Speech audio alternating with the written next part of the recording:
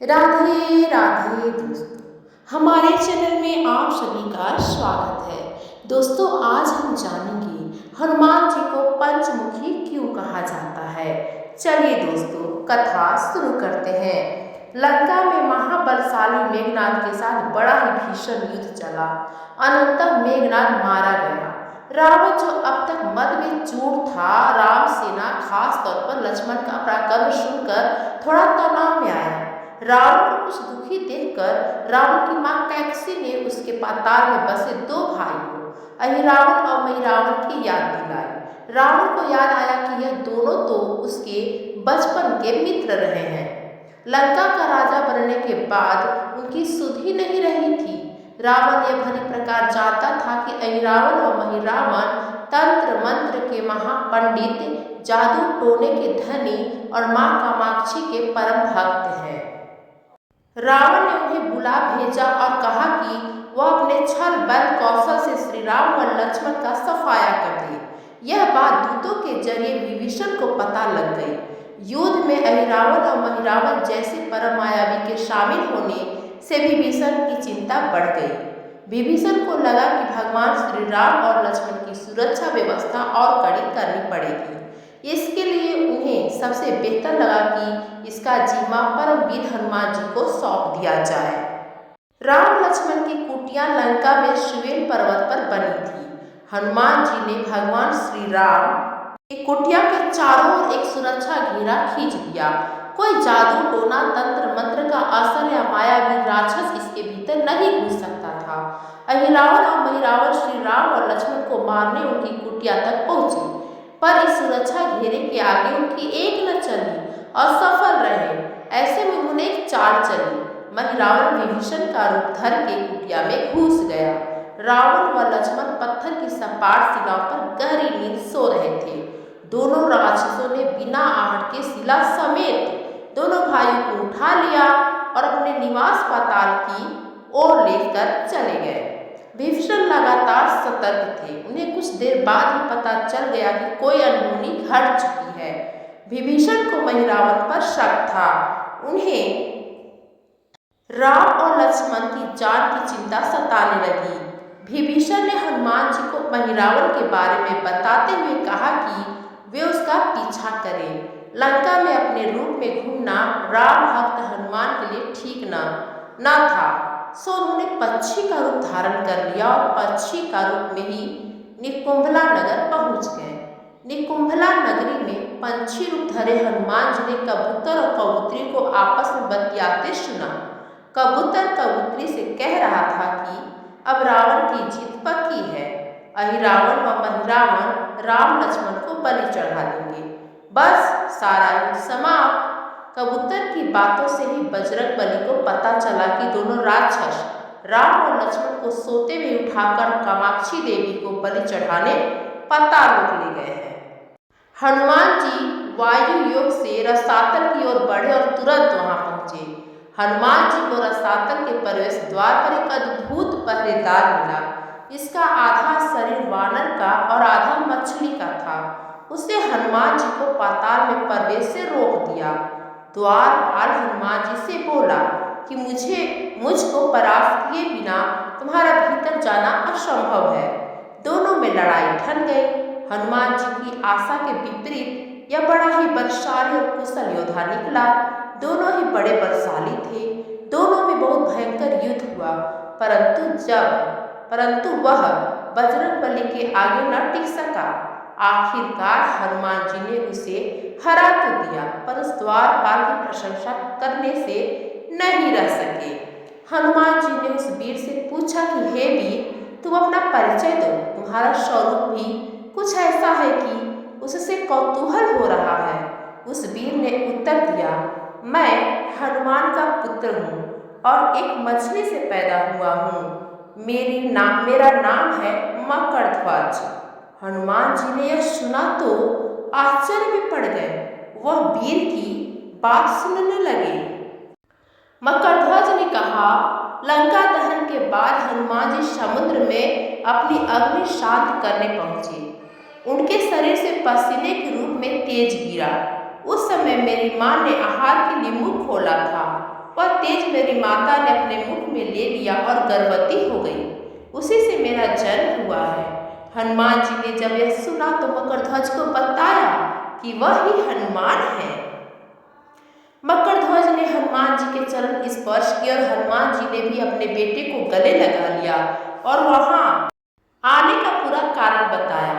उन्होंने अपने पुत्र से कहा कि अपने पिता के स्वामी की रक्षा में हमारी सहायता करो। मकरध्वज ने तुरंत हनुमान जी को बताया कि कुछ ही देर में राक्षस बलि के लिए आने वाले हैं। बेहतर होगा कि आप रूप बदलकर कामाक्षी देवी के मंदिर में जाकर बैठ जाएं। उनको सारी पूजा झरोखे से करने को कहे। हनुमान जी ने पहले तो मधुमक्खी का वेश धरा और माँ कामाक्षी के मंदिर में घुस गए। हनुमान जी ने माँ कामाक्षी को नमस्कार कर सफलता की कामना की और फिर पूछा, हे माँ, क्या आप वास्तव में श्री राम जी और लक्ष्मण जी की बलि चाहती है? हनुमान जी के इस प्रश्न पर माँ कामाक्षी ने उत्तर दिया कि नहीं, मैं तो दुष्ट अहिरावण और महिरावण की बलि चाहती हूँ। यह दोनों मेरे भक्त तो हैं, पर अधर्मी और अत्याचारी भी हैं। आप अपने प्रयत्न करो, सफल रहोगे। मंदिर में 5 दीप जल रहे थे। अलग अलग दिशाओं और स्थान पर माँ ने कहा, यह दीप अहिरावण ने मेरी प्रसन्नता के लिए जलाए हैं। जिस दिन ये एक साथ बुझा दिए जा सकेंगे, उसका अंत सुनिश्चित हो सकेगा। इस बीच गाजे बाजे का शोर सुनाई पड़ने लगा। अहिरावण और महिरावण बलि चढ़ाने के लिए आ रहे थे। हनुमान जी ने अब माँ कामाक्षी का रूप धरा। जब अहिरावण और महिरावण मंदिर में प्रवेश करने ही वाले थे कि हनुमान जी का महिला स्वर गूंजा। हनुमान जी बोले, मैं कामाक्षी देवी हूँ और आज मेरी पूजा झरोखे से करो। झरोखे से पूजा आरंभ हुई। ढेर सारा चढ़ावा माँ कामाक्षी को झरोखे से चढ़ाया जाने लगा। अंत में बंधक बलि के रूप में राम लक्ष्मण को भी उसी से डाला गया। दोनों बंधन में बेहोश थे। हनुमान जी ने तुरंत उन्हें बंधन मुक्त किया। अब पाताल लोक से निकलने की बारी थी, पर उससे पहले माँ कामाक्षी के सामने अहिरावण महिरावण की बलि देकर उनकी इच्छा पूरी करना और दोनों राक्षसों को उनके किए की सजा देना शेष था। अब हनुमान जी ने मकरध्वज को कहा कि वह अचेत अवस्था में लेटे हुए भगवान राम और लक्ष्मण का खास ख्याल रखे और उसके साथ मिलकर दोनों राक्षसों के खिलाफ युद्ध छेड़ दिया। पर यह युद्ध आसान न था। अहिरावण और महिरावण बड़ी मुश्किल से मरते तो फिर 5-5 के रूप में जिंदा हो जाते। इस विकट स्थिति में मकरध्वज ने बताया कि अहिरावण की एक पत्नी नागकन्या है। अहिरावण उसे बलात्कार लाया है। वह उसे पसंद नहीं करती, पर मन मार के उसके साथ है। वह अहिरावण के राज जानती होगी। उससे उसकी मौत का उपाय पूछा जाए। आप उसके पास जाए और सहायता मांगे। मकरध्वज ने राक्षसों को युद्ध में उलझाए रखा और इधर हनुमान जी अहिरावण की पत्नी के पास पहुंचे। नागकन्या से उन्होंने कहा कि यदि तुम अहिरावण की मृत्यु का भेद बता दो तो हमें उसे मारकर तुम्हें उसके चंगुल से मुक्ति दिला देंगे। अहिरावण की पत्नी ने कहा, मेरा नाम चित्रसेना है। मैं भगवान विष्णु की भक्त हूँ। मेरे रूप पर अहिरावण मर मिटा और मेरा अपहरण कर यहाँ कैद किए हुए है, पर मैं उसे नहीं चाहती। लेकिन मैं अहिरावण का भेद तभी बताऊंगी जब मेरी इच्छा पूरी की जाएगी। हनुमान जी ने अहिरावण की पत्नी नागकन्या चित्रसेना से पूछा कि आप अहिरावण की मृत्यु का रहस्य बताने के बदले में क्या चाहती हैं? आप मुझसे अपनी शर्त बताएं, मैं उसे जरूर मानूंगा। चित्रसेना ने कहा, दुर्भाग्य से अहिरावण जैसा असुर मुझे हर लाया। इससे मेरा जीवन खराब हो गया। मैं अपने दुर्भाग्य को सौभाग्य में बदलना चाहती हूँ। आप अगर मेरा विवाह श्री राम से कराने का वचन दे तो मैं अहिरावण का वध का रहस्य बताऊंगी। हनुमान जी सोच में पड़ गए। भगवान श्री राम तो एक पत्नीनिष्ठ हैं। अपनी धर्म पत्नी देवी सीता को मुक्त कराने के लिए असुरों से युद्ध कर रहे हैं। वह किसी और से विवाह की बात तो कभी न स्वीकारेंगे। मैं कैसे वचन दे सकता हूँ? फिर सोचने लगे कि यदि समय पर उचित निर्णय न लिया जाए तो स्वामी के प्राण ही संकट में है। असमंजस की स्थिति में बेचैन हनुमान जी ने ऐसी राह निकाली कि श्राप भी मर जाए और लाठी भी न टूटी। हनुमान जी बोले, तुम्हारी शर्त स्वीकार है, पर हमारी भी एक शर्त है।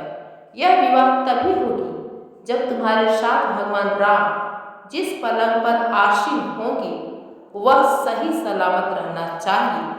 यदि वह टूटा तो इसे अपशगुन मानकर वचन से पीछे हट जाऊंगा।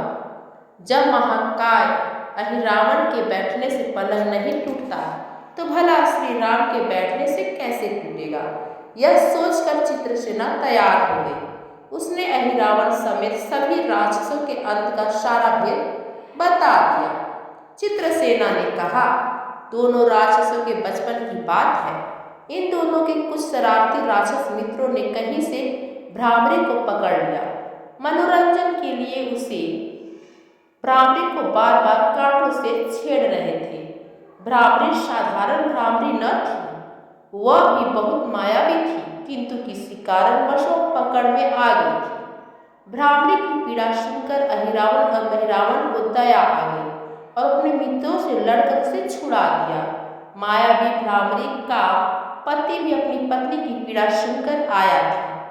अपनी पत्नी की मुक्ति से प्रसन्न होकर उस भौरे ने वचन दिया था कि तुम्हारे उपकार का बदला हम सभी ब्राह्मण जाति मिलकर चुकाएंगे। ये भौरे अधिकतर उसके शयन कक्ष के पास रहते हैं। ये सब बड़ी भारी संख्या में है। दोनों राक्षसों को जब भी मारने का प्रयास हुआ है और ये मरने को हो जाते हैं तब भ्रमर उनके मुख में एक बूंद अमृत का डाल देते हैं। उस अमृत के कारण ये दोनों राक्षस मरकर भी जिंदा हो जाते हैं। इनके कई कई रूप उसी अमृत के कारण हैं। इन्हें जितनी बार फिर से जीवन दिया गया उनके उतने नए रूप बन गए। इसलिए आपको पहले भौरों को मारना होगा। हनुमान जी रहस्य जानकर लौटे। मकरध्वज ने अहिरावण को युद्ध में उलझा रखा था, तो हनुमान जी ने भौरों का खात्मा शुरू किया। वे आखिर हनुमान जी के सामने कहाँ तक टिकते। जब सारे भ्रमर खत्म हो गए और केवल एक बचा तो हनुमान जी के चरणों में लौट गया। उसने हनुमान जी से प्राण रक्षा की याचना की। हनुमान जी पसीज गए। उन्होंने उसे क्षमा करते हुए एक काम सौंपा। हनुमान जी बोले, मैं तुम्हें प्राण दान देता हूँ, पर इस शर्त पर कि तुम यहाँ से तुरंत चले जाओगे और अहिरावण की पत्नी के पलंग की पार्टी में घुसकर जल्दी से पूरी तरह खोखला बना दोगे। भौरा तत्काल चित्रसेना के पलंग की पार्टी में घुसने के लिए प्रस्थान कर गया। इधर अहिरावण और महिरावण को अपने चमत्कार के लुप्त होने से बहुत अचरज हुआ, पर उन्होंने मायावी युद्ध जारी रखा। भ्रमरों को हनुमान जी ने समाप्त कर दिया। फिर भी हनुमान जी और मकरध्वज के हाथों अहिरावण और महिरावण का अंत नहीं हो पा रहा था। यह देखकर हनुमान जी कुछ चिंतित हुए। फिर उन्होंने कामाक्षी देवी का वचन याद आया। देवी ने बताया था कि अहिरावण की सिद्धि है कि जब पांचों दीपक एक साथ बुझेंगे तभी वे नए नए रूप धारण करने में असमर्थ होंगे और उनका वध हो सकेगा।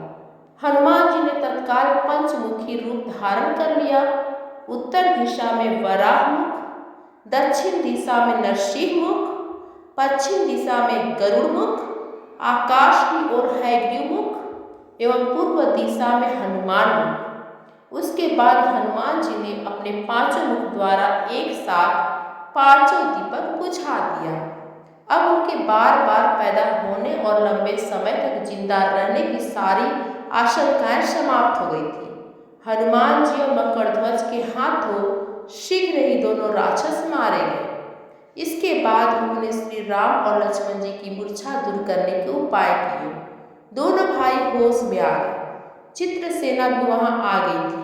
हनुमान जी ने कहा, प्रभु अब आप अहिरावण और महिरावण के छल और बंधन से मुक्त हुए, पर इसके लिए हमें इस नाग कन्या की सहायता लेनी पड़ी। अहिरावण इसे बलपूर्वक उठा लाया था। वह आपसे विवाह करना चाहती है। कृपया उससे विवाह कर अपने साथ ले चलें, इससे उसे भी मुक्ति मिलेगी। श्री राम हनुमान जी की बात सुनकर चकराए। इससे पहले कि वह कुछ कह पाते, हनुमान जी ने कह दिया, भगवान आप तो मुक्तिदाता हैं। अहिरावण को मारने का भेद इसी ने बताया है। इसके बिना हम उसे मारकर आपको बचाने में सफल न हो पाते। कृपा निधान इसे भी मुक्ति मिलनी चाहिए, परंतु आप चिंता न करें, हम सब जीवन बचाने वाले के प्रति बस इतना कीजिए कि आप बस इस पलंग पर बैठिए, बाकी का काम मैं संपन्न करवाता हूँ। हनुमान जी इतनी तेजी से सारे कार्य करते जा रहे थे कि इससे श्री राम जी और लक्ष्मण जी दोनों चिंता में पड़ गए। वह कोई कदम उठाते कि तब तक हनुमान जी ने भगवान राम की बाह पकड़ ली। हनुमान जी ने भावावेश में प्रभु श्री राम की बाह पकड़कर चित्रसेना के उस सजे धजे विशाल पलंग पर बिठा दिया। श्री राम भगवान को समझ पाते कि तभी पलंग की खोखली पाटी चरमराकर टूट गई। पलंग धराशायी हो गया। चित्रसेना भी जमीन पर आकर गिरी। हनुमान जी हंस पड़े और फिर चित्रसेना से बोले, अब तुम्हारी शर्त तो पूरी नहीं हुई, इसलिए विवाह नहीं हो सकता। तुम मुक्त हो और हम तुम्हें तुम्हारे लोग भेजने का प्रबंध करते हैं। चित्रसेना समझ गई कि उसके साथ छल हुआ है। उसने कहा, उसके साथ छल हुआ है? मर्यादा पुरुषोत्तम के सेवक उनके सामने किसी के साथ छल करे, यह तो बहुत अनुचित है। मैं हनुमान को श्राप दूंगी। चित्रसेना हनुमान जी को श्राप देने ही जा रही थी कि श्री राम का सम्मोहन भंग हुआ। वह इसे पूरे नाटक को समझ गए। उन्होंने चित्रसेना को समझाया, मैंने पत्नी धर्म से बंधे होने का संकल्प लिया है, इसलिए हनुमान जी को यह करना पड़ा, उसे क्षमा कर दो। क्रुद्ध चित्रसेना तो उनसे विवाह की जिद पकड़े बैठी थी। श्री राम ने कहा, मैं जब द्वापर में श्री कृष्ण अवतार लूंगा तब तुम्हें सत्यभामा के रूप में अपनी पटरानी बनाऊंगा। इससे वह मान गई। हनुमान जी ने चित्रसेना को उसके पिता के पास पहुंचा दिया। चित्रसेना को प्रभु राम ने अगले जन्म में पत्नी बनाने का वरदान दिया था। भगवान विष्णु की पत्नी बनने की चाह में उसने स्वयं को अग्नि में भस्म कर लिया। श्री राम और लक्ष्मण मकरध्वज और हनुमान जी सहित वापस लंका में सुवेल पर्वत लौट आए। जय पंचमुखी हनुमान जी। दोस्तों, कैसी लगी आप लोग को यह कथा? प्लीज हमें कमेंट्स करके जरूर बताएं, और वीडियो पसंद आई हुई हो तो हमारे चैनल को like, comment, share and subscribe करें। धन्यवाद फ्रेंड्स।